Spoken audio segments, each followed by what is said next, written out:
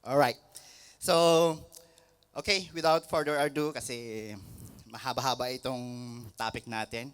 Whole chapter of, Philippians. So, as we all know, that we are having a series, book study, mga letters ni Paul to the believers. So, our theme is this one, that living in Christ's fullness and freedom. Let me begin with this question. Lagi tayo nag-umpisa sa uh, palaisipan, tanong. So, and in that question, we try to answer or we try to find out what's really the answer of this question. So, sabi ko dito is, do you ever wonder why there's no such, unity in the church? Di ba? Nagtataka ba kayo na minsan parang walang pagkakaisa sa church? Do you ever, does it come to your mind sometimes na, bakit kaya pag pumunta ako ng church, parang hindi sila nagkakaisa, parang wala naman si Jesus sa kanila. you know? Kaya ang hangad ng Panginoon is that yung pagkakaisa ng mga believers. Even Jesus prayed for the church na magkaisa because, even the Father and the Holy Spirit and Jesus are united as one. That's why, kung meron mang gustong i-encourage si Paul sa mga taga-Philippians, Philippi, is that they be united. Alam ko na, you are so, um, gustong-gusto nyo or you like the Philippians so much na sa tingin natin minsan parang walang problema sa church nila. But digging deeper, pag-aralan natin yung mga salita ni Paul, yung letter niya, mukhang mayroon talagang problema sa kanila. We like the Philippians because we have a lot of memory verses that's coming from there. So, kagaya ng I can do all things through Christ who strengthens me. There's a lot of Bible verses that we impart in our life because of the letter of the Philippians. So, sa tingin natin minsan, sometimes we see that the Philippians are a perfect church. But while studying my topic for today, I found out that there's something wrong then. Medyo hindi lang masyadong halata. It's not that obvious. But if you are going to study deeper, I think there's something wrong with the Philippian church. And that is their unity. Parang may disagreement, disharmony. Kaya, natanong ko ito, do you ever wonder why, there's no unity in the church? Or the same thing can be applied to our family. Hindi lang sa church, mga kapatid. Maging sa mga kaibigan natin, sa amo natin, sa trabaho natin. Bakit kaya hindi kami magkaisa? We are always fighting against each other. Yung parang ganon. Kaya nga minsan yung mga iba ayaw ng may katrabaho eh. Di ba? Mas gustong mag-isa na lang kasi ayaw ng may pinapakisamahan. You know? So, that's the problem that is common to each and every one of us. And in every church, I believe, ganun din yung problema eh. There's no such thing as a perfect church. Kasi kung meron man, wala na dito sa lupa, no? Kung naghahanap ka ng perfect church, hindi ka rin papapasokin. Kasi pag pumasok ka, hindi na siya perfect. Because nobody is perfect. That's why it's okay na, we can accept ourselves na talagang hindi tayo perfecto, but we strive hard para magkaisa. So, let me give, ito pala yung title natin. Ito yung title ng pinag-aaralan natin. Joy in Jesus. Humility. It's all about humility. Kasi, alam nyo, si Paul, he was that kind of, bago siya makakilala, before he had an encounter with the Lord Jesus, he's so, boastful about himself. There's a lot of things that he can brag about himself. We've known in his letter na siya isang Pariseo. He's a Pharisee. He's an expert with the scripture. To the point that he persecuted the Christians, the believer of Jesus Christ. Because he think he's always right in his interpretation with the Bible. But somehow, he encountered Jesus Christ on the road to Damascus. And that from that time on, his life changed forever. Nagiba yung pananaw ni Paul. Jesus Christ humbled Paul that very moment. That's why, nagiba yung pananaw ni Paul, and then he used his life, he offered his life for the gospel, for serving Jesus Christ, for following Jesus Christ. And he realized about humility. That's why sa next Sunday, maybe our preacher or kung sino man yung magbabahagi ng salita, he will tell about kung ano yung mga bagay na gustong ipaunawan ni Paul about bragging about himself, pero he considered it garbage. Kasi ganun talagang naturalesa ng tao. During, hindi naman talaga kasi uso or hindi familiar ang humility during that time. Do you agree with me? Natsaka lang naman na naging familiar ang humility when the time of the Lord Jesus Christ. Remember, kinuputya or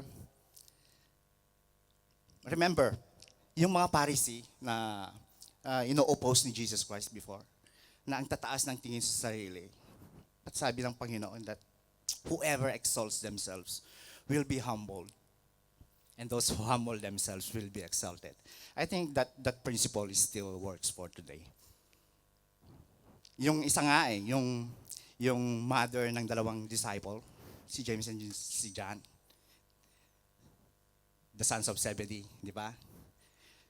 Iba yung yung motive ng tao nung araw na for them humility is not a virtue or a moral standard. But dumating lang yung teaching about humility when the Lord Jesus Christ started to teach about humility. Sabi niya, sabi ng mother ng dalawang disciples, if you remember, na if you could give my sons positions, one to your left and one to your right. But Jesus corrected them that whoever is great among you must be your servant, right? The rulers of the Gentiles lord it over them. But it shall not be so among you. For even the Son of Man came not to be served, but to serve, and to give his life as a ransom for many. So yun yung natutunan ni Pablo kay Jesus. That's why today, siguro alam natin ang pagiging humble, but sometimes nakakalimutan natin. And maybe, that's why I said this, that humility is the key to unity in God's family. Do you agree that humility is the key to unity in God's family? I said God's family kasi Paul addressing the believers, but this truth or principle could be applied also in our small group, in the company that we work for, in the family that we have. Alam nyo, minsan kasi ang hirap makasundo ang isang tao na magkaiba ang pananaw sa buhay. Have you experienced that one? Mahirap makasama yung complicated mag-isip sa simpleng mag-isip. Kagaya naming mag-asawa, in our family. We are a family of 4. We have 2 kids. And sometimes, me and my wife, hindi magkasundo sa pananaw. Sabi niya, bigyan mo ako ng bulaklak. Sabi niya, February 14 eh. Sabi ko naman, sino ba nanligaw?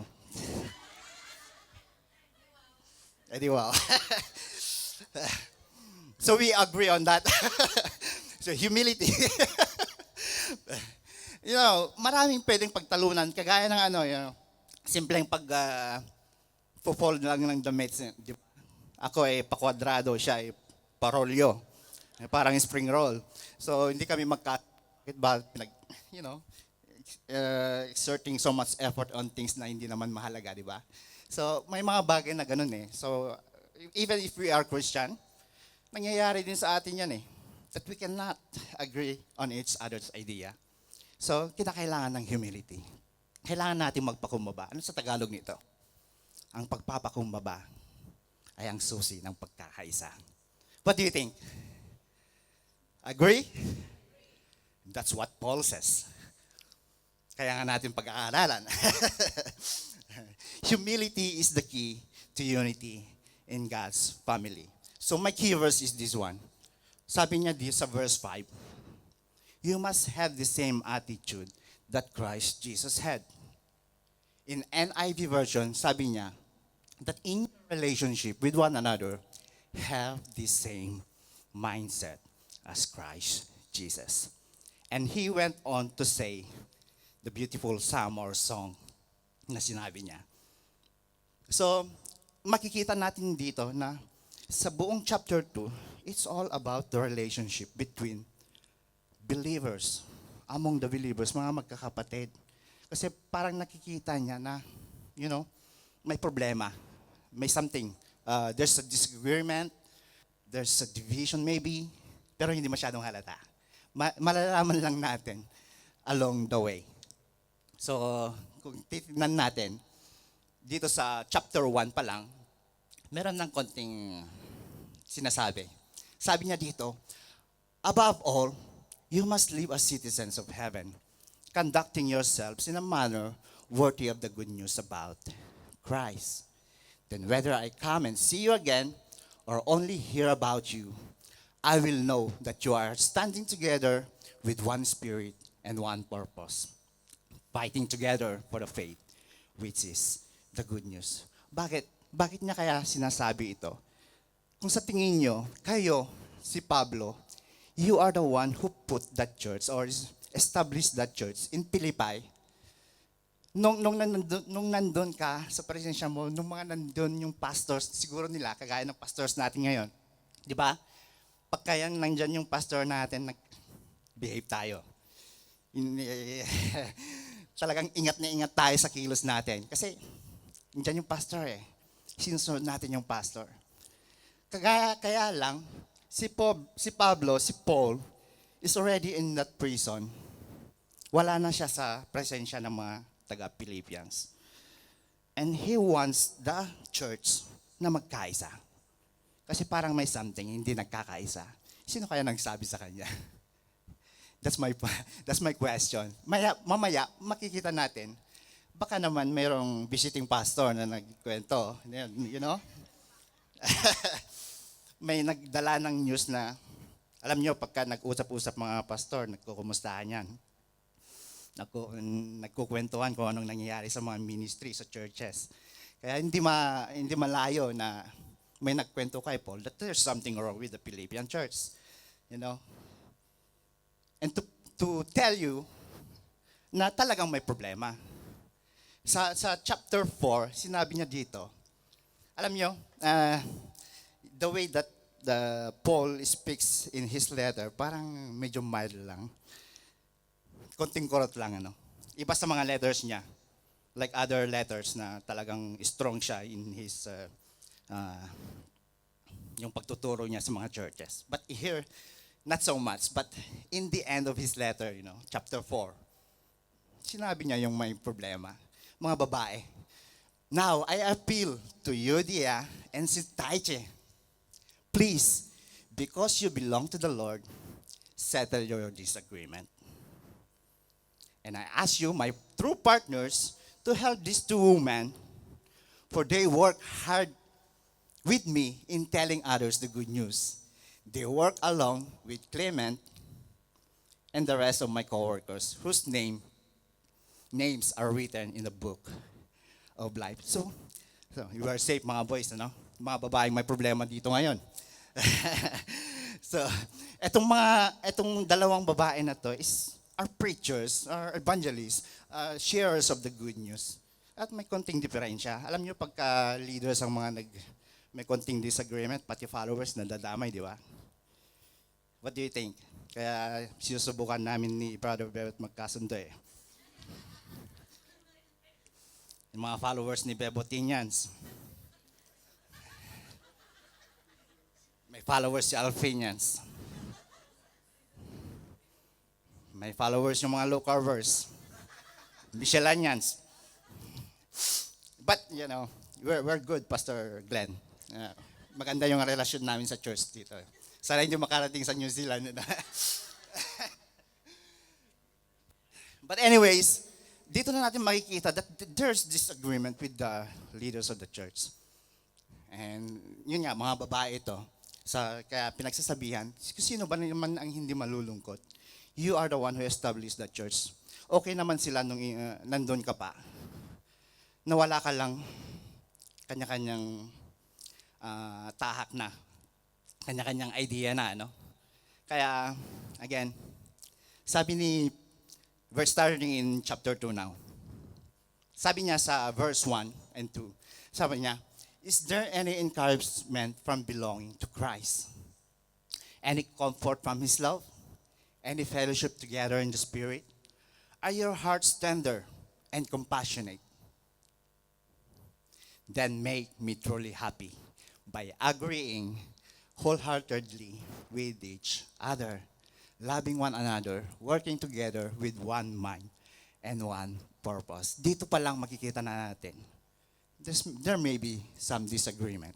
Kaya nga sabi niya kayo na naka-experience kay Kristo, yung naka-experience ng pagmamahal niya, naka-experience ng pagpapatawad ng Panginoon, why can you not agree with each other?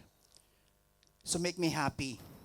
Sabi ni Paul, although this is a joy letter, nasa kulungan siya, Paul wants to be encouraged too by the believers in Philippi. Make me truly happy. Magkaisa kayo. Then make me truly happy by agreeing wholeheartedly with each other. Loving one another, working together with one mind and purpose. Ganun naman talaga ang purpose ng church Nagkakaisa tayo dapat. Kasi sino nga naman ang maniniwala na kay Kristo tayo kung hindi tayo nagkakaisa? May kanya-kanyang pananaw. Di ba? Although, it's normal na minsan magkakaiba tayo ng ideas, but we can agree on one thing. Di ba? Yun ang gustong ipadama ni Paul sa mga Philippians. Encourage me. We all have one Jesus. We all have one faith. We all have received the same salvation that we had. But can you agree with each other? Pasahin nyo naman ako Nasa kulungan ako, but I don't want to be sad. Paul wants encouragement from the Philippians too. So let's move on. Don't be selfish. Don't try to impress others. Be humble, thinking of others better than yourselves. So in other version, sabi niya dito, do nothing out of selfish ambition or vain conceit. I was looking for the meaning of conceited. Is that you are too excessive proud in yourself. Yung masyadong mataas yung pagtingin mo sa sarili mo. And that's what want Paul to teach to the Philippians na you be humble, become like Christ. Huwag kayong masyadong mataas ang pagtingin sa sarili. Di ba teaching din ni Jesus yun? Jesus teaches that one to His disciples when He was still walking with them. Na huwag masyadong mataas ang tingin sa sarili. Don't exalt yourselves. But don't look out only for your own interest, but on the interest of others too. Nakita niyo yun? Na sometimes it's hard, na makasama yung tao na yung sarili lang interest niya ang gusto niyang mangyari. Nasubukan niya na yun? Do you encounter? Siguro, sa person like that, yung gusto mo lang yung nangyayari. Sa amo natin, minsan siguro, di ba? Ay, hindi marunong magbigay, hindi man lang marunong intindihin ang sitwasyon ng katulong, di ba? Just like in our, ayoko maging chismoso. Marites, But in my workplace, yung daughter ng aking employer, sometimes she just do what she wants to do at lahat ng tao nag-a-adjust. Yung sarili lang niyang interest, yung sarili lang na niyang comfort yung iniintindi. Samantalang yung iba, ang hirap, pakibagayan ba? And that is hard in the church sometimes, na sarili mo lang ang iniintindi mo, sarili mo lang yung tinitignan mo. How about the others? Do you know anything that's happening in the church na gano'n? Sarili mo lang interest ang tinitingnan mo. Gusto mong, wala kang pake. Parang gano'n. In verse 5, sabi niya dito, this is our key verse, that you must have the same mindset or the same attitude that Christ Jesus had. Ano ba yung mindset ni Jesus Christ? Dito mga kapatid na sinasabi ni Paul. So, sabi niya, though he was God, he did not think of equality with God as something to cling to. Si Jesus Christ ito, mga kapatid, na have the same mindset as Jesus Christ. Have the same attitude. In Jesus Christ's humility, dapat ganito kayo, na sabi niya, though he was God, he did not think equality with God as something to cling to. Anong ibig niyang sabihin dito? Na although si Jesus Christ ay Diyos, there are some of us are some disagreements among churches about the deity of Christ, but we believe na ang Jesus, na ang Panginoon ay Diyos. And He is one with God. That's why we believe, na-share ni Sister Lisa, I think, a few Sundays ago, that we believe in the triune God. Even ang Diyos ay nagkakaisa mga kapatid. Remember the prayer of Jesus in John 17? I pray that they may be one, the believers, as you and I, Father, are one. So we believe in the Trinity, Holy Trinity, although we don't see word for word the word Trinity pala sa Bible, but there is that unity. There is that substance there na totoo, na we believe in the Trinity. Jesus is God. Instead, He gave up His divine privileges. He took the humble position of a slave and was born as a human. When He appeared in human form, He humbled Himself in obedience to God and died a criminal's death on a cross. Ito yung gustong ibahagi ni Paul na even Jesus, siya ay Diyos. Remember, John 1:1, that in the beginning was the Word, and the Word was with God, and the Word was God. Siya si Jesus I'm sorry. Pero, hinambol niya yung sarili niya He took the form of being a servant. How much more to us? Although He is God, pwede naman siyang hindi maghirap, Pwede naman siyang hindi magutom. Kaya nga natempt siya ni Satan sa wilderness, Pwede naman siyang hindi maghirap, pwede naman siyang hindi mamatay. The agenda of God from the beginning up to the end is that the salvation of man. Someone has to rescue mankind kasi we are all worthy in God's sight. But someone has to do the role of sacrificing His life. At yun yung ginawa ng Panginoong Jesus. Although He is God, He limit Himself in the privileges of being God. Pwede naman siyang, nung nasa cross siya, pwede naman siyang isang pitik lang niya. Mamatay na yung magpako sa kanya di ba? Remember nung na-arrest si Jesus? They were looking for Jesus of Nazareth. Who are you looking for? Sabi niya sa mga mag-arrest sa kanya. Jesus of Nazareth. I am He, sabi niya. Lahat bagsak. So, see the power of the name of the Lord here. God's name is so powerful na hindi siya basta-basta. He is fully God, fully human nung pumunta siya sa earth. But he humbled himself by becoming a servant. So ang nakikita kong lesson dito is yung may self-denial ang Panginoong Jesus. Although he is God, he denied himself and take the form of being a servant. Di ba nga sabi niya sa mga disciples during that time, that whoever follows me must deny themselves, take up your cross daily, and follow me. So may pagtunod ang Panginoong Jesus. He obeyed the will of the Father. And that way is through the cross. Kasi kung hindi niya gagawin yon, wala tayong kaligtasan na we enjoyed right now. Because without shedding of the blood, there's no forgiveness of sin. Kaya hinambol ng Panginoon ang kanyang sarili.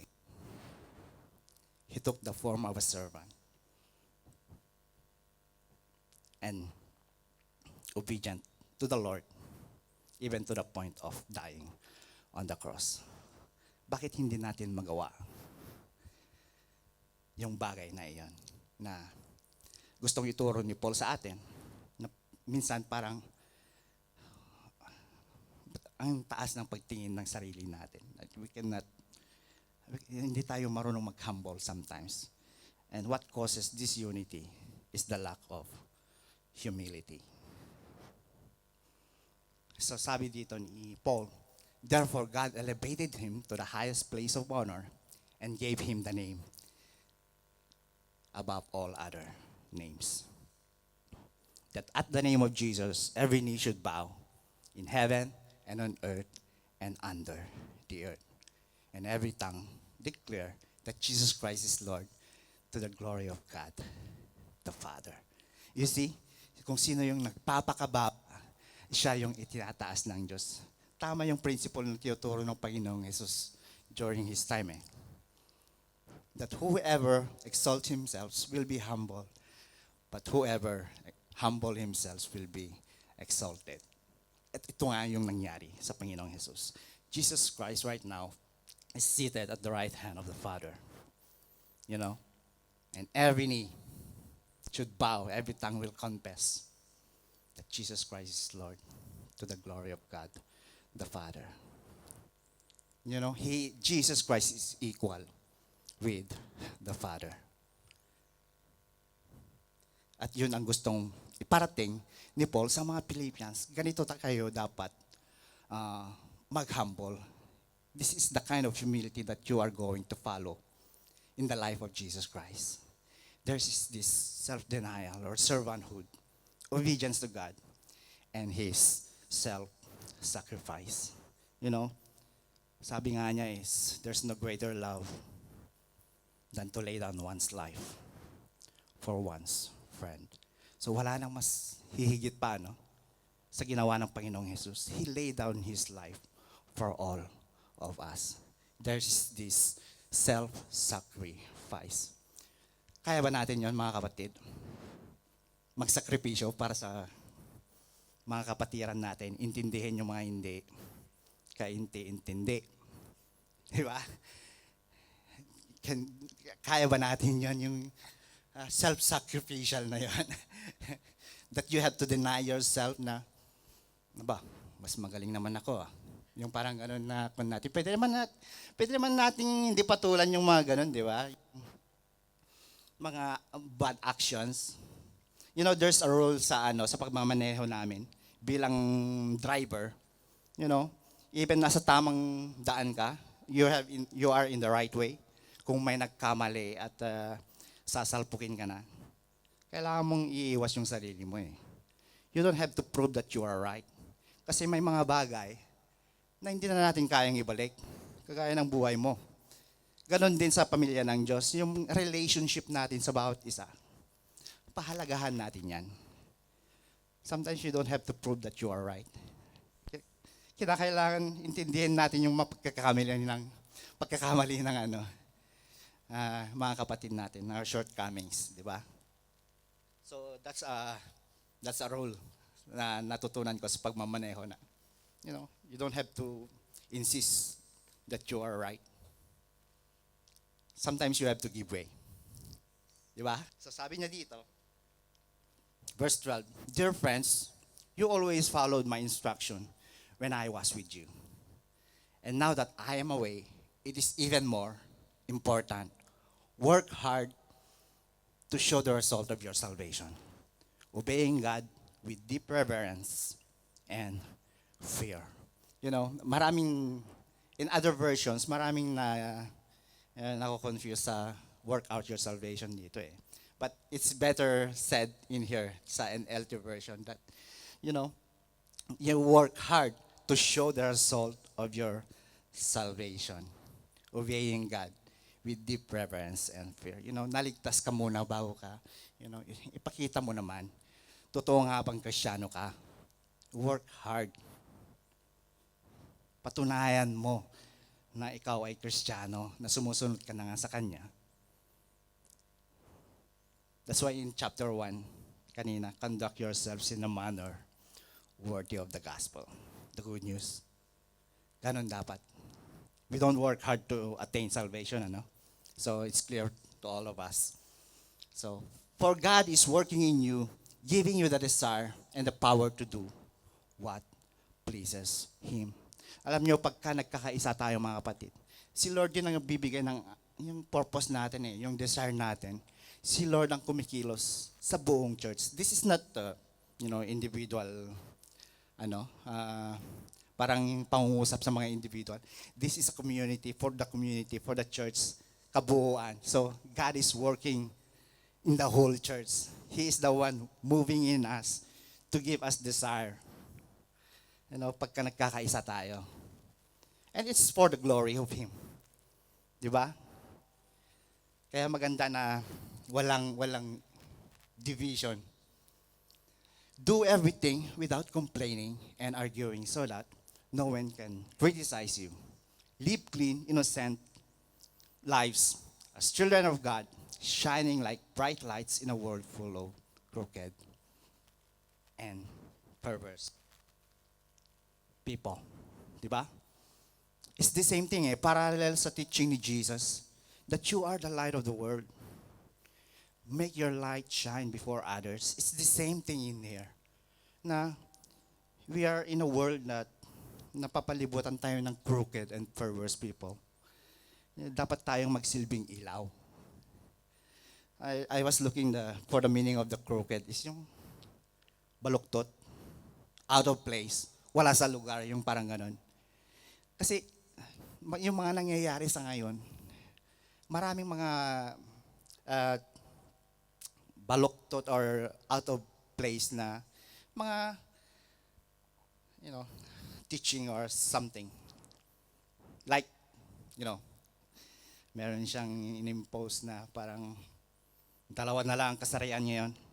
Ganon naman talaga dati, di ba? Wala namang gulo, wala namang away. Ngayon, nagkaroon ng LGBTQ plus 1, 2, 3. Wala namang gulo nung araw, but, I'm so happy na ganon yung niya. Kasi nga, hindi nga malaman kung saan magbawan nyo yung babae or lalaki o yung mga nagpapalit ng kasarian to, they change their sexes to compete in other girls' competition. Gulo yun, di ba? Kaya dapat tayo ng mga Kristiyano nakakaalam ng Word of God. Dapat magsalita tayo. We don't hold the truth. Dapat ang guiding principle natin is the Bible. Kaya natutuwa ako sa mga ganong action na, minsan talaga nawawala ng common sense ng mundo So we should, be the light of this world. Hold firmly to the word of life, then on the day of Christ's return, I will be proud that I did not run the race in vain, and that my work was not useless. So, panghawakan natin yung mensahe ng Panginoon, the Word of God, the Gospel that brought us salvation, Sabi niya. So, wag nating kaliligtaan yan. Wag kayong mahiwalay doon sa katotohanan na iyon. At yun ang ipamahagi nyo. Minsan, hindi naman natin kailangan na magturo sa atin minsan eh. Because the moment that you receive the Lord Jesus Christ, the Holy Spirit came in you. Sometimes that the Holy Spirit teaches you. Alam mo na kung ang bagay na tama at mali, di ba? So hold firmly to the word of life. Para naman masaya ako pag balik ni Kristo, di ba? Hindi ako nagtrabaho or hindi ako nag-preach ng walang kabuluhan. Because I want to see you grow as a church, united as a church. I want to see you parang ganun na may mai-plant pa na other churches. That's the vision eh. Kaya maganda yung nagkakaisa. But I rejoice even if I lost my life, pouring out like an offering to God, just like your faithful service is an offering to God. Kasi nga nandito na yung malapit na siyang, hinaantay niya yung death sentence, probably. But he's not sure. Kaya nga inaantay ni Paul kung anong mangyayari sa kanya.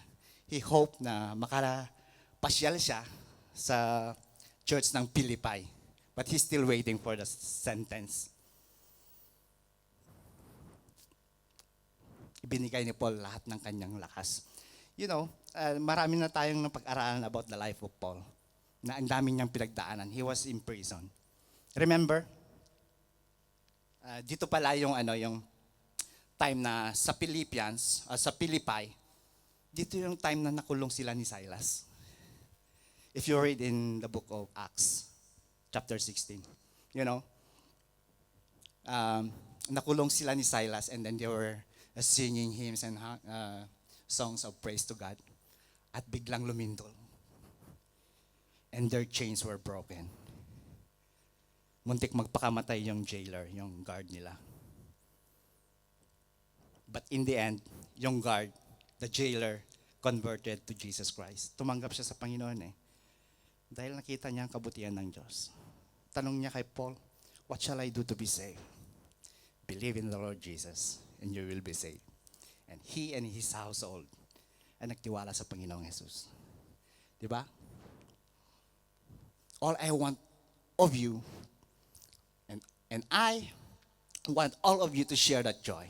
Yes, you should rejoice, and I will share your joy. So in verse 19 to 30, ito yung he commended two of the brothers na it's amazing or pwedeng i-copy, imitate yung kanilang action. We can say na kasi nga yung mga Philippians, nasasabi mo lang yan, Paul, kasi si Jesus Christ yan eh. Kaya niyang i-humble yung sarili niya eh. But he commended Paul and Epaphroditus. He says there, if the Lord Jesus is willing, I hope to send Timothy to you soon for a visit.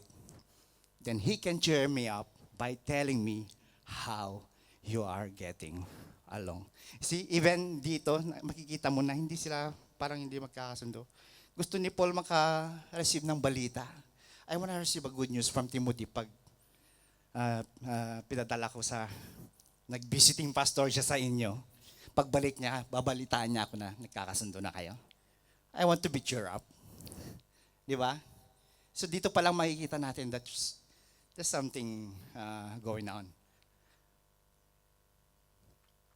I have no one else like Timothy who genuinely cares about your welfare. All the others care only for themselves and not for what matters to Christ. Yung mga iba na, preachers maybe, di ba, sabi niya sa chapter 1 na may mga preachers na iba ang intention.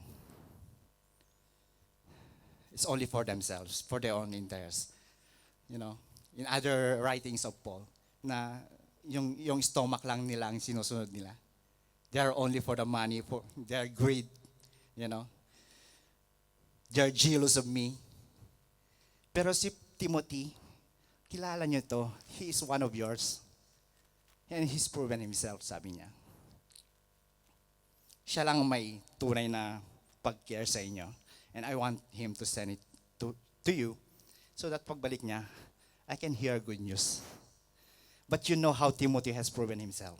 Like a son with his father, he has served with me in preaching the good news. See, ito yung si Timothy ang tinuturuan ni Pablo as a young pastor.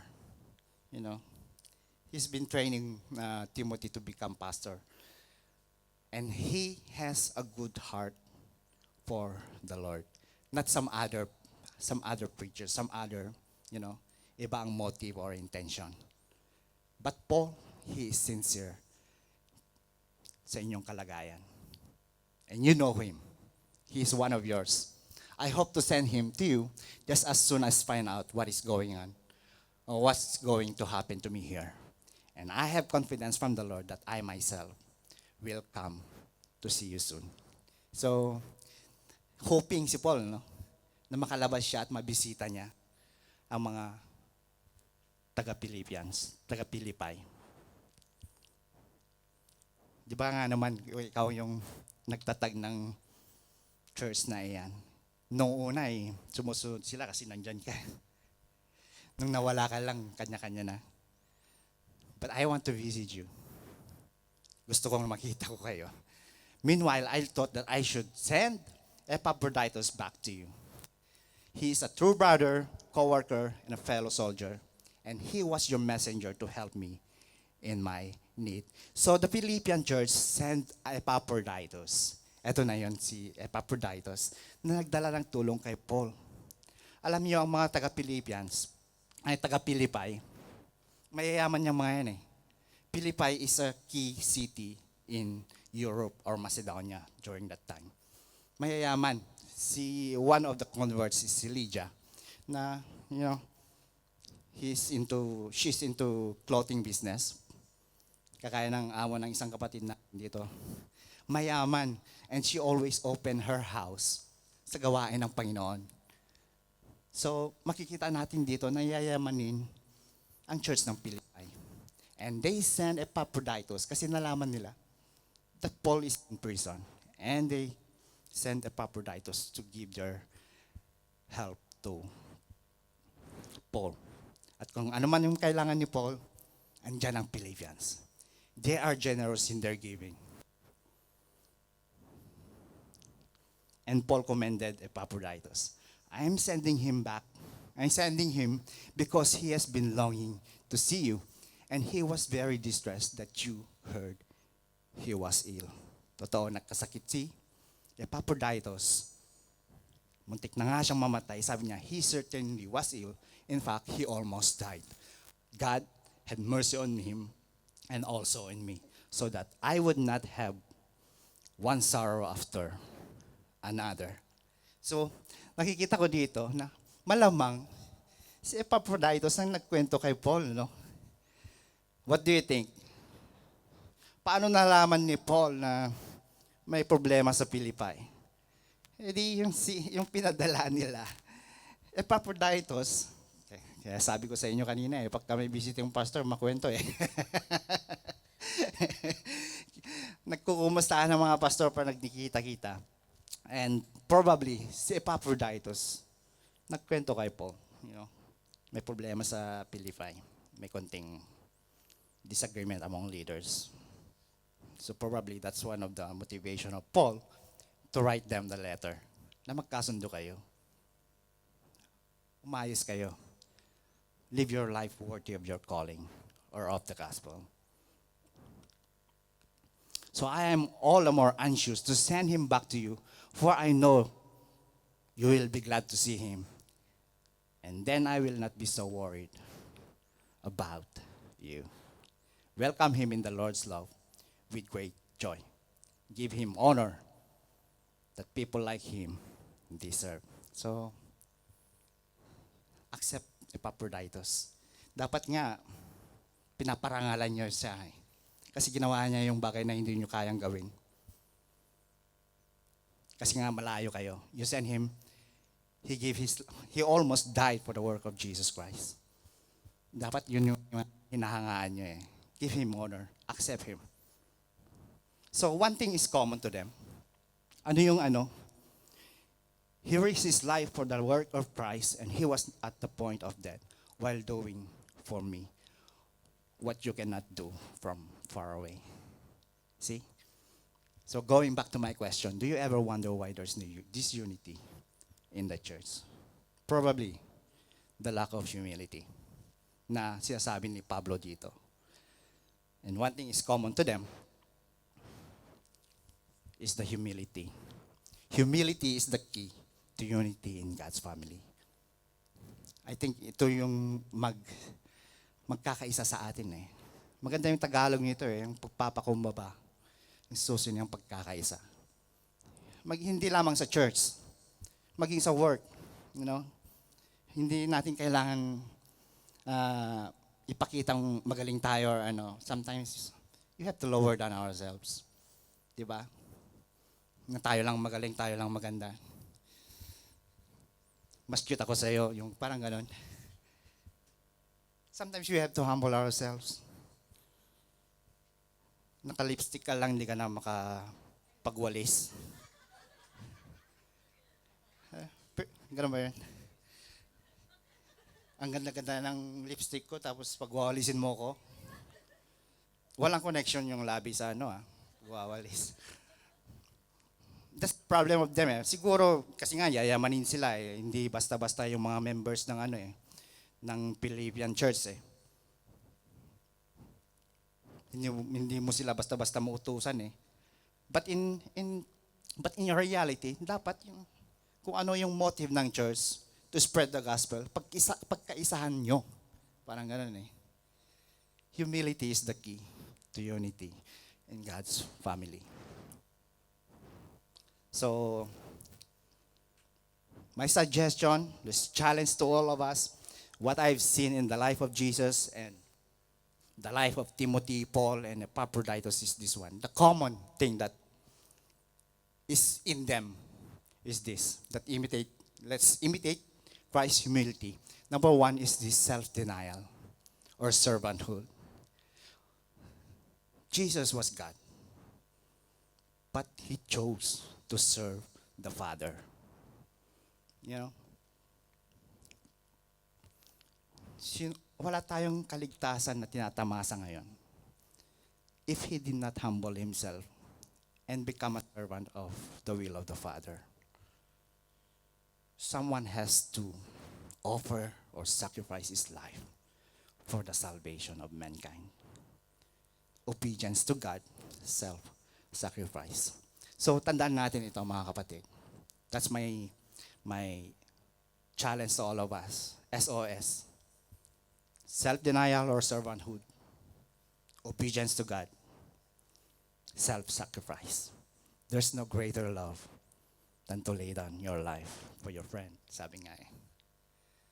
So, we've seen this in our posting, no? Togetherness is achieved in laying aside our selfishness or maybe self-centeredness. Madali lang naman tayong dapat magkaisa eh, togetherness eh. Madaling i-achieve yan eh.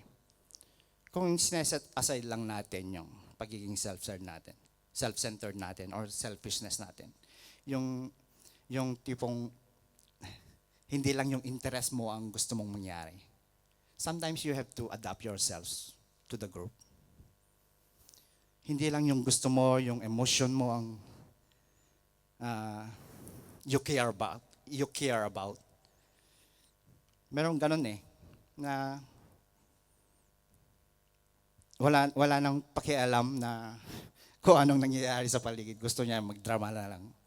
And everyone is affected, yung parang ganun. May ganun eh. Sometimes, let's lay aside our selfishness. Huwag yung puro sarili ang iniintindi. Matuto tayong makibagay. Let's self-sacrifice sometimes. Diba? So, going back to my OPM, that humility is the key to unity in God's family. I hope, napakaganda sana, na magawa natin itong SOS na ito. may self-denial tayo. May mindset na we are all servant of the people. Hindi yung sa sarili mo lang. May obedience tayo sa Panginoon, sa Diyos. May self-sacrifice. Di ba?